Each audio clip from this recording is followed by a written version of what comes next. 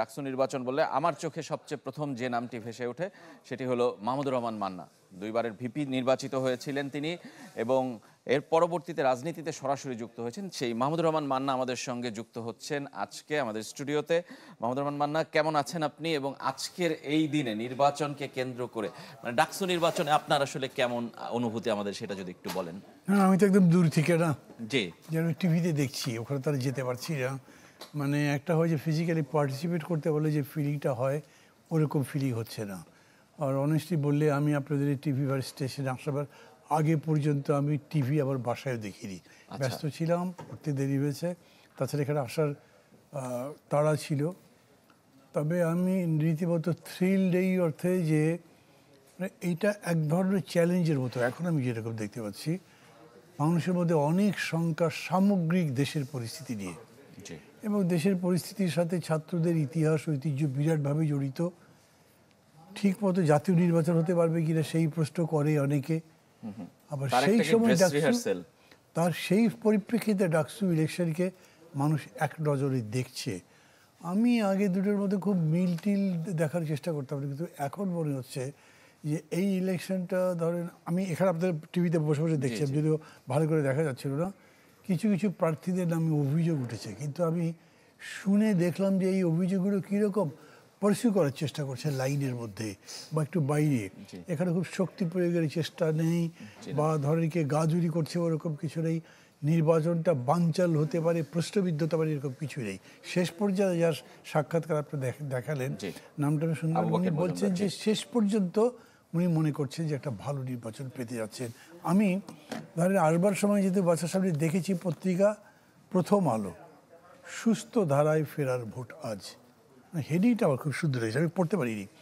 এখানে এসে আমি সমকাল দেখলাম, সমস্ত পত্রিকার মধ্যেই একটা আশাবাদ যে ডাকসু নির্বাচনটা ভালো হবে, এবং এটা যদি একটা সুন্দর ভালো মতো ইলেকশন হয়, যেটা হবে বলেই আমি বিশ্বাস করছি এখন, সেটা এইটা একটা সিগন্যাল লাইট যাবে ফর ন্যাশনাল ইলেকশন। আচ্ছা, তার মানে ডাকসু নির্বাচনকে আপনি সেটাই বলছেন। আমরা ডাকসু নির্বাচনকে আমরা অনেক ক্ষেত্রে অনেক আগে থেকেই বলি যে মিনি পার্লামেন্ট, বাংলাদেশের মিনি পার্লামেন্ট। ওখানকার ভোটটা যদি ভালো হয় দেশটার পরিস্থিতিটা আমরা বুঝতে পারি।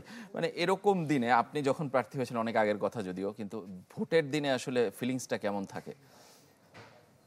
মানে তখন কেমন ছিল, তখন কেমন ছিল আপনার? মানে তখন আমার বয়স কম ছিল, এখন বুঝি যে বয়স অনেক কম ছিল। এখন যে সমস্ত প্রার্থীদের দেখি ওরা যে করে কথাবার্তা বলে, মানে খুবই ম্যাচিউরড মনে হয়, চমৎকার কথা বলে, এবং তারা বেশ বোঝেও। আমাদের সময় আমরা এতক্ষণ বুঝতাম কিনা আমার নিজের সন্দেহ আছে।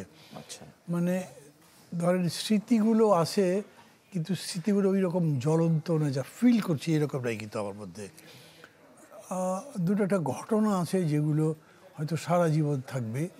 যেমন ধরেন ফলাফল ঘোষণা যখন হবে তখন রাত প্রায় 1টা-1:30টার মতো, আনুষ্ঠানিকভাবে ঘোষণা হয়নি, কিন্তু আমি হলে শুয়েছিলাম, সাথে অনেকেই ছিল সারাদিন এবং রাতের পরিশ্রমের পর। কেউ এসে বললো, ভাই রেজাল্ট হয়েছে, আমরা জিতেছি এত ভোটে, অযথাই। তারপরে আমি গেলাম, আমি বোধহয় সূর্য সেন হলে ছিলাম, কলাভবন চত্বরটা পেরিয়ে রোকেয়া হলের সামনে ওইখানে গেছি, রাস্তা শুনশাম, কেউ নাই।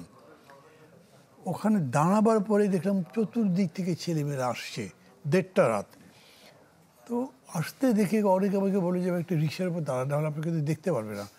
আমি রিক্সায় দাঁড়ালাম, এবং বিশ্বাস করেন ধরেন মিনিট 5-এর মধ্যেই পুরো এলাকায় ছাত্রছাত্রীতে ভর্তি হলো, আর সবাই তাড়ি দিচ্ছে।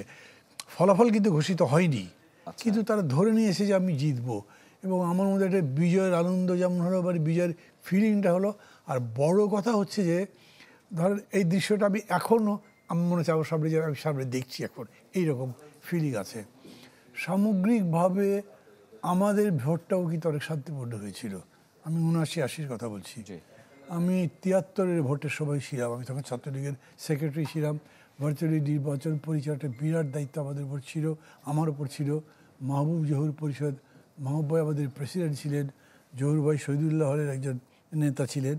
ওই ব্যালট বাক্স তো হাইজ্যাক হয়ে গেছিল। বেশ সংঘাত না হলেও শেষের দিকে উত্তেজনা ছিল, রাত্রে ওই ব্যালট ছিনতাই টিনতাই।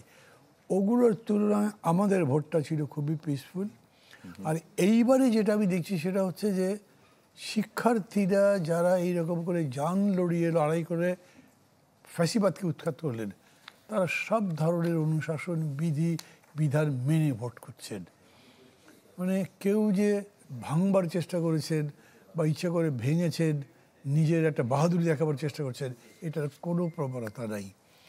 তো আমার তখনকার সাথে এখনকার এইটা মিল এরকম লাগে যে তখন আমরা যতখানি ছিলাম সেটা ৭৩-এর চাইতে পরিশীলিত ছিলাম, আর এখন যেটা আছে সেইটা আমার ৭৯-৮০ বা ইভেন ৮০-৮১ আমি ভোট করেছি, তার চাইতে এখনকার সময়টা অনেক বেশি উৎসব মুখর। বলতে তখন তো মিছিল মিটিং অবাধ চলতো, হইচই দেখা যেত, স্লোগান যেত, গান বাজনা হতো, দেখা যেত না উৎসবের ব্যাপারে। এখন ওই রকম অনুষ্ঠান করতে দেওয়া হচ্ছে না বা এটার উপরে নিষেধাজ্ঞা আছে, ফলে ওই ডেমনস্ট্রেশনটা হয়তো নাই। কিন্তু তারপরে এই যে ধরেন টিভিতে যদি দেখি, মানে এই টিভি আপনার স্ক্রিনে আমি যেটা দেখছি, সবার মধ্যেই একটা খুবই শান্ত সমাহিত এবং আনন্দিত পরিবেশ লাগছে আমার কাছে। কত লম্বা লাইন, এরকম লম্বা লাইন আমাদের, এবং এবার ভোটারও অনেক বেশি, প্রায় ৪০,০০০। মানে সেটা ওই সময়ের সাথে তুলনা করা যায় না কিংবা কল্পনাও করা যায় না। ৮টা কেন্দ্রে ভোট হচ্ছে এবং আপনি বলছিলেন রাত ১টা-১.৫টার সময় রেজাল্ট হয়েছে। এবার আশা করি যে আমরা যে এতক্ষণ লাগবে না, কারণ এবার ওএমআর পদ্ধতিতে কম্পিউটারের মাধ্যমে গোনা হবে, সুতরাং খুব দ্রুততার সাথে হয়তোবা রেজাল্টটা আমরা পাবো আশা করছি। আমার একটা ব্যক্তিগত প্রশ্ন, যে ডাকসু নির্বাচনকে যত আলোচনা কিংবা যত হয়, ডাকসু কি আসলে ততটা সফল কোনো সংগঠন হতে পারে নির্বাচিত হওয়ার পর ওই কমিটি? মানে সেই ইম্প্যাক্ট কি ইউনিভার্সিটিতে ফেলতে পারে? মানে খুব সিম্পল যদি বলি, এটা টাইম অ্যান্ড স্পেসে নির্ভর করে। ধরেন ৬৯-এর ডাকসু যা হতে পেরেছে, আর কোনো ডাকসু এটল এই জায়গায় যেতে পারবে বলে আমার মনে হয় না।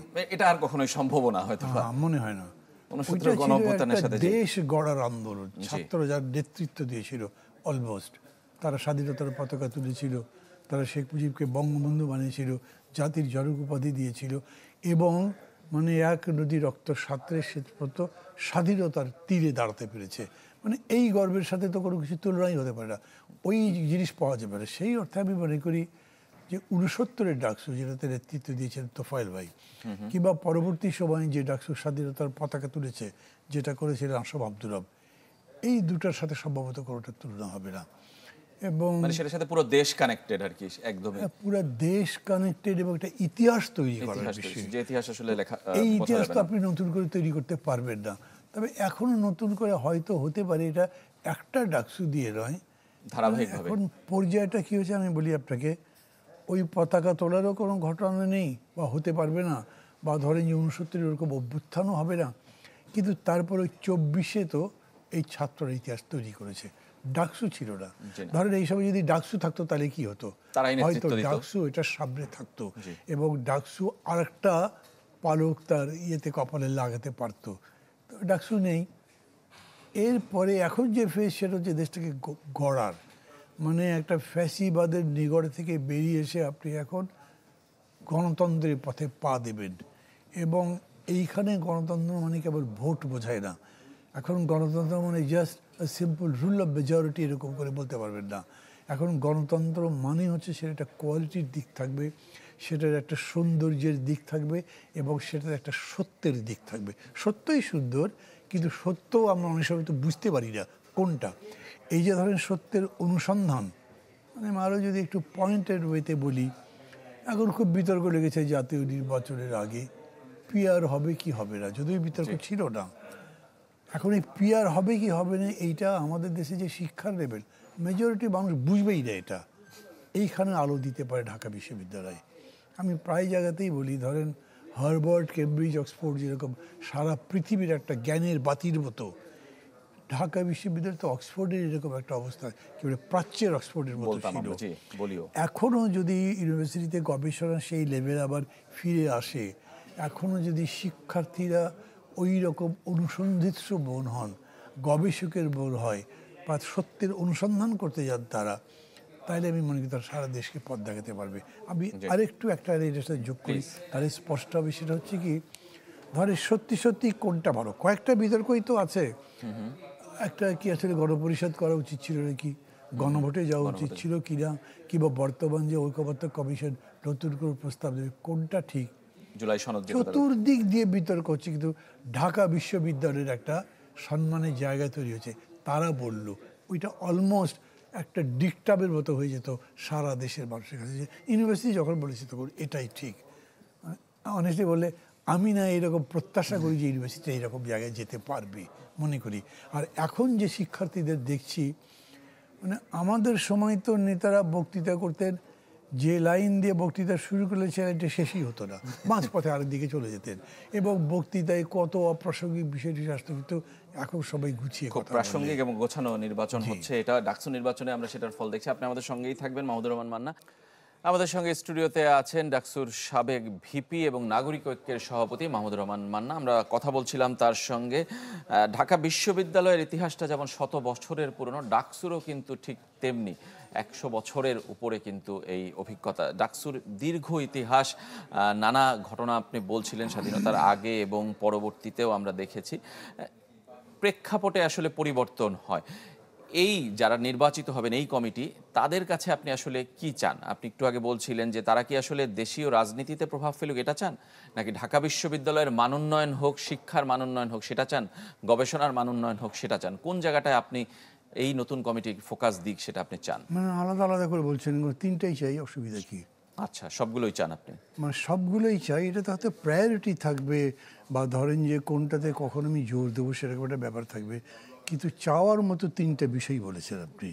এটার কোনোটা বাদ দিয়ে কোনোটা চাইবো এরকম ব্যাপার নেই, কিন্তু হ্যাঁ এরকম করে বলেন যদি যে এই মুহূর্তের প্রায়োরিটি কি, তাহলে এইটা আমি ডিসাইড তো করবো না, এটা ডিসাইড করবে ছাত্ররা বা শিক্ষার্থীরা, তারা তাদের রায়ের মাধ্যমে বলবে। তাছাড়া আমি মনে করি যে আমাদের বয়সের বা ধরেন মানে ওই প্রজন্মের কথা বলি যারা বর্তমানে নয়, ইউনিভার্সিটিতে ধরেন 2-4-5 বছর আগে ছেড়ে এসছে, তাদের সবারই নতুন করে ভাবা দরকার যে এই প্রজন্ম এখন আসলে কোথায় আছে, কি অবস্থায় আছে।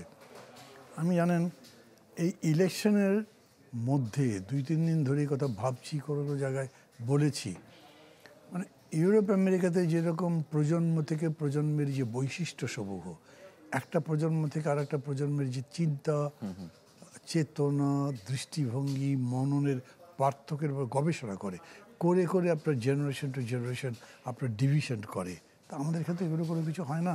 ফলে আমরা ধরেন আমাদের সাথে এই প্রজন্মের পার্থক্য কী সেটাই বুঝতে পারি না। আমি একটা বিষয় প্রায় মানে বলেছি বিভিন্ন জায়গাতে, এখন আবার বলি, সেটা হচ্ছে আমি যখন নির্বাচন করেছি পরপর 2 বার, 79, 80, 80, 81, কোনো স্বতন্ত্রের বালাই ছিল না। এবারে স্বতন্ত্র ভিপিতে দাঁড়িয়েছে, হলের সদস্য একটা নাম একাধিক, মানে ডাকসু বাদ দেন, হলের সদস্য স্বতন্ত্র দাঁড়াতো না, স্বতন্ত্র কেউ ভোট দেবে না।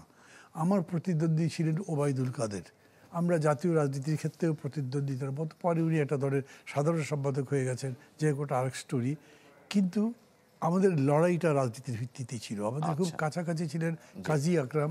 কাজী আকরাম ছাত্রলীগের প্রেসিডেন্ট ছিলেন, খুব সুন্দর বক্তৃতা করতেন, ব্যবহার ছিল চমৎকার, বুঝতেনও ভালো।